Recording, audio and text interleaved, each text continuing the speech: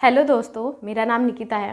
दोस्तों, आप लोग जानते ही होंगे कि बीएड में हमारे पास जो भी ऑप्शनल सब्जेक्ट्स होते हैं, हमें उन ऑप्शनल सब्जेक्ट्स के लेसन प्लान्स बनाने होते हैं। और ये लेसन प्लान्स बनाना ब्रेन स्टॉर्मिंग प्रोसेस है, जिससे आपको कम मेहनत करनी पड़े। मैं लेसन प्लान्स पर वीडियोस लेकर आ रही हूँ। तो हमारी आज की जो वीडियो है वो फिज़िकल साइंस के लेसन प्लान्स पर हैं, तो देखते हैं। चलिए दोस्तों, तो देखते हैं लेसन प्लान कैसे बनता है। सबसे पहले इसमें हम बेसिक एंट्रीज फिल करेंगे, जैसे दिनांक, कक्षा, विषय, उपविषय, प्रकरण, वादन और अवधि। उसके बाद हम विद्यालय का नाम मेंशन करेंगे जहाँ भी हम इंटर्नशिप कर रहे हैं या हमने इंटर्नशिप की है। उसके बाद सामान्य उद्देश्य में हम लिखेंगे छात्रों में विज्ञान विषय के प्रति रुचि उत्पन्न करना, छात्रों में वैज्ञानिक दृष्टिकोण का विकास करना, छात्रों में तार्किक क्षमता का विकास करना, छात्रों में सृजनात्मकता का विकास करना, छात्रों में आत्मनिर्भरता की प्रवृत्ति का विकास करना, छात्रों में क्रमबद्ध ढंग से कार्य करने की आदत का विकास करना, छात्रों को विज्ञान की उपयोगिता का महत्व बताना। उसके बाद हम विशिष्ट उद्देश्य मेंशन करेंगे, जिसमें पहला है ज्ञानात्मक उद्देश्य। छात्र छात्राएं प्रकाश के बारे में जान सकेंगे व प्रकाश को परिभाषित कर सकेंगे। उसके बाद अवबोधात्मक उद्देश्य। छात्र छात्राएं प्रकाश तथा प्रकाश का महत्व व उदाहरण सहित प्रस्तुत कर सकेंगे।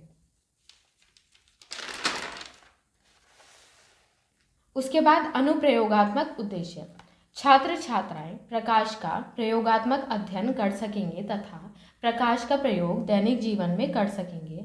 उसके बाद कौशलात्मक उद्देश्य।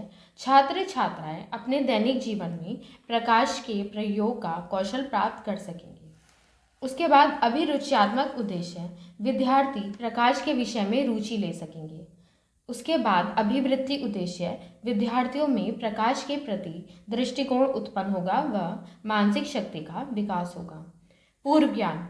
छात्रों से अपेक्षा की जाती है कि वे प्रकाश के विषय में सामान्य जानकारी रखते हैं। शिक्षण सहायक सामग्री, लपेट, शामपट, संकेतक, मोमबत्ती, रंगीन चौक आदि।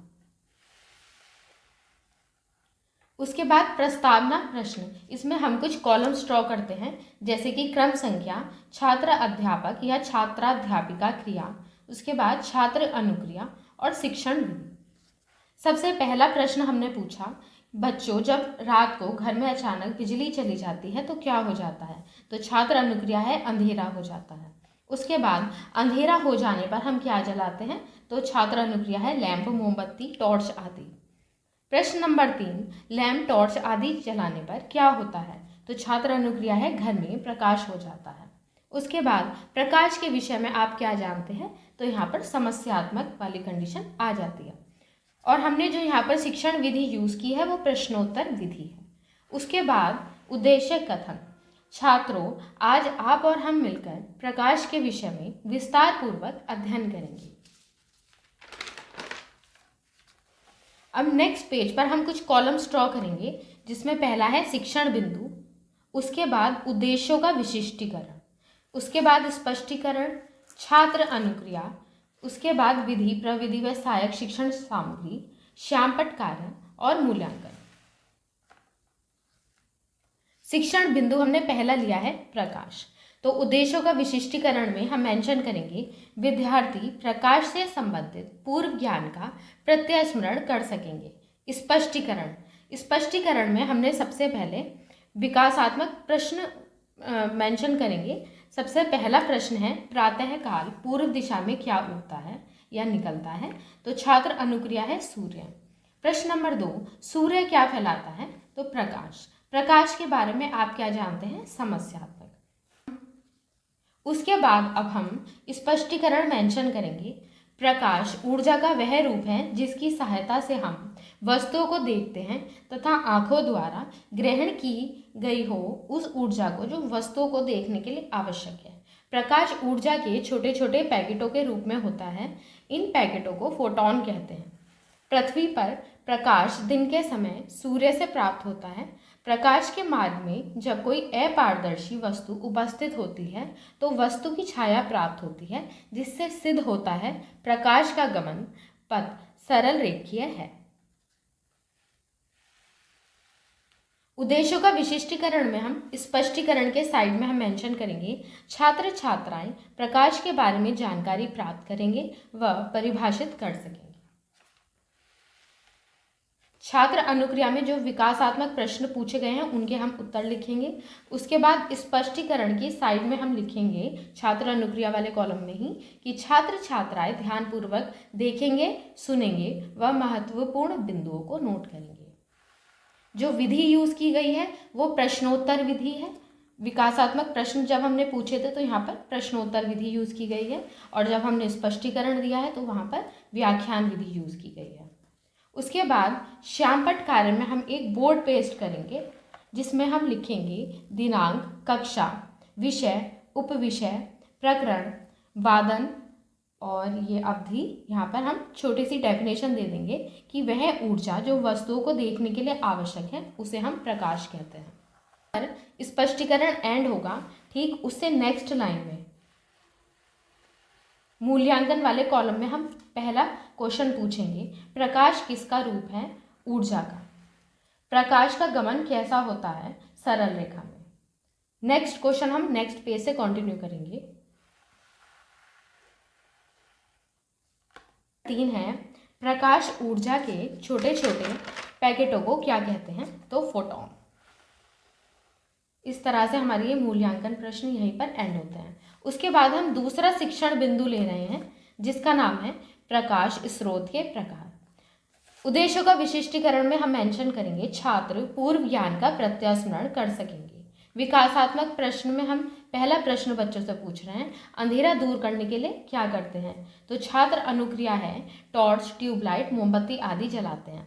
लैंप, टॉर्च आदि क्या है? तो ये प्रकाश स्रोत है। प्रकाश स्रोत कितने प्रकार के होते हैं? यहाँ पर समस्यात्मक कंडीशन आ गई।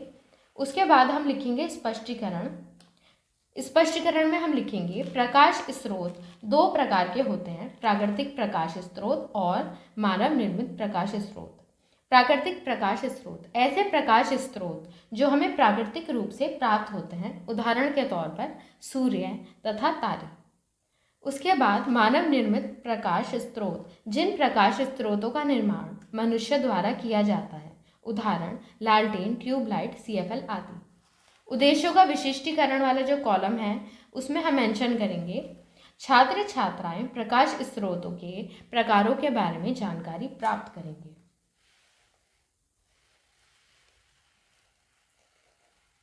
छात्र अनुक्रिया का जो कॉलम आएगा इसमें हम स्पष्टीकरण के साइड में मेंशन करेंगे छात्र ध्यानपूर्वक देखेंगे, सुनेंगे व महत्वपूर्ण बिंदुओं को नोट करेंगे। विधि प्रविधि वाले कॉलम में हम मेंशन करेंगे जहाँ पर विकासात्मक प्रश्न है उसके जस्ट साइड में हम ये वाला जो कॉलम आएगा तो यहाँ पर हम प्रश्नोत्तर विधि मेंशन करेंगे, और जहाँ हमने स्पष्टीकरण दिया है तो हम यहाँ पर प्रदर्शन सहित व्याख्यान मेंशन करेंगे, क्योंकि मैंने यहाँ पर एक चार्ट शो किया है जिसमें मैंने सूर्य, तारा दिखाए हैं, तो ये प्राकृतिक प्रकाश स्रोत हैं, और कृत्रिम प्रकाश स्रोत में मैंने एक कैंडल दिखाई है और एक बल्ब दिखाया है। श्यामपट्ट कार्य में हम एक बोर्ड पेस्ट करते हैं जिसमें हम सबसे पहले दिनांक, कक्षा, विषय, उपविषय, प्रकरण लिखेंगे और साइड में हम वादन और अवधि लिखते हैं।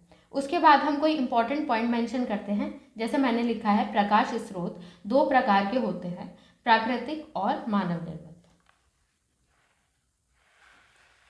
जहाँ पर स्पष्टीकरण एंड होगा उसे जस्ट नेक्स्ट लाइन को हम फॉलो करेंगे और मूल्यांकन वाले कॉलम में पहला प्रश्न लिखेंगे, प्रकाश स्रोतों के नाम बताओ। प्राकृतिक प्रकाश स्रोत और कृत्रिम प्रकाश स्रोत। प्रश्न नंबर 2, प्राकृतिक प्रकाश स्रोत का उदाहरण दीजिए। सूर्य का प्रकाश। मानव निर्मित प्रकाश स्रोत के उदाहरण दीजिए। लालटेन, ट्यूबलाइट आदि।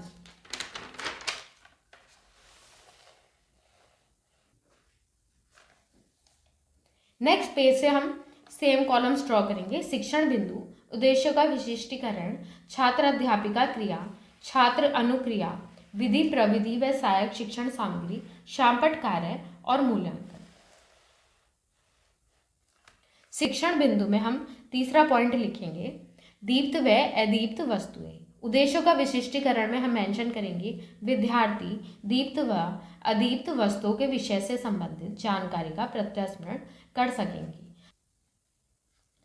छात्र अध्यापिका क्रिया में हम विकासात्मक प्रश्न पूछेंगे। विकासात्मक प्रश्न में पहला प्रश्न है, जलती हुई मोमबत्ती में कैसा प्रकाश स्रोत है? कृत्रिम प्रकाश स्रोत। जलती हुई मोमबत्ती कैसी वस्तु है? दीप्त वस्तु। दीप्त व अदीप्त वस्तुओं के बारे में आप क्या जानते हैं? तो यहाँ पर आएगा समस्यात्मक। उसके बाद स्पष्टीकरण हम मेंशन करेंगे। स्पष्टीकरण में हम लिखेंगे, प्रकाश को उत्पन्न करने के आधार पर वस्तुएं दो प्रकार की होती हैं, दीप्त वस्तुएं और अदीप्त वस्तुएं। दीप्त वस्तुएं वे वस्तुएं जो स्वयं प्रकाश उत्पन्न करती हैं, उदाहरण जलती हुई मोमबत्ती, सूर्य, तारे आदि। अदीप्त वस्तुएं जो वस्तुएं स्वयं प्रकाश उत्पन्न नहीं करती, उदाहरण मेज, कुर्सी, पुस्तक आदि। उद्देश्यों का विशिष्टीकरण में हम लिखेंगे, विद्यार्थी दीप्त व अदीप्त वस्तुओं की पहचान व उनमें अंतर कर सकेंगे और दीप्त व अदीप्त वस्तुओं के उदाहरण दे सकेंगे।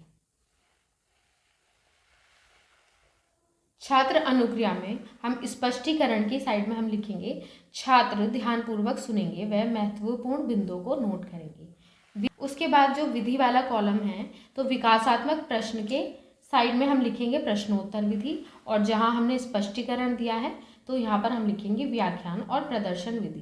प्रदर्शन विधि में मैंने एक चार्ट पेपर शो किया है जिसमें मैंने कैंडल दिखाई है और स्टार्स दिखाए हैं, तो ये दीप्त वस्तुओं के एग्जाम्पल हैं और पुस्तक और मेज अदीप्त वस्तुओं के एग्जाम्पल हैं।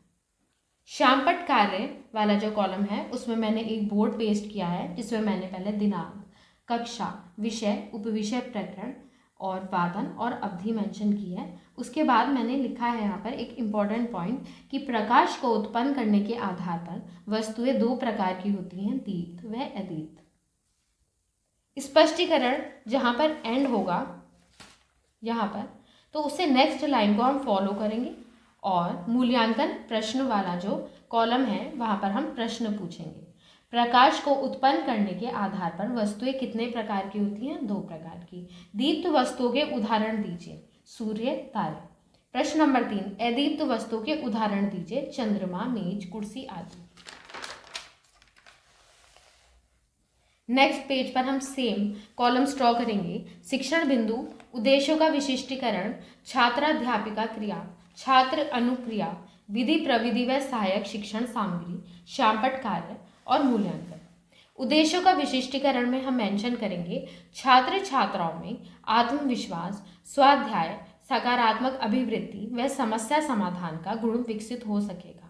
कक्षा व निरीक्षण कार्य, छात्र व छात्राएं श्यामपट्ट पर लिखे कार्य को अपनी उत्तर पुस्तिका में उतारेंगे तथा छात्राध्यापिका घूमकर कक्षा का निरीक्षण करेंगी व साथ ही अनुशासन पर ध्यान देंगी। पुनरावृत्ति प्रश्न, प्रकाश किसका रूप है? प्रश्न नंबर 2, प्रकाश का गमन किस तरह का होता है? गृह कार्य, प्रकाश ऊर्जा के छोटे छोटे पैकेटों को क्या कहते हैं? प्रश्न नंबर 2, प्रकाश स्रोतों के प्रकार बताओ। प्रश्न नंबर 3, मानव निर्मित प्रकाश स्रोत के उदाहरण दीजिए।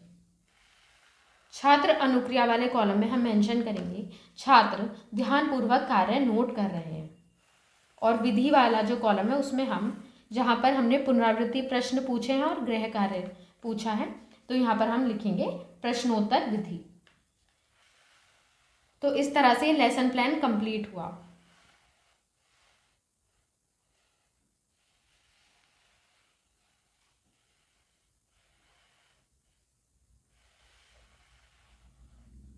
अगर आपको ये वीडियो पसंद आई तो वीडियो को लाइक कीजिए और मेरे चैनल को सब्सक्राइब कीजिए।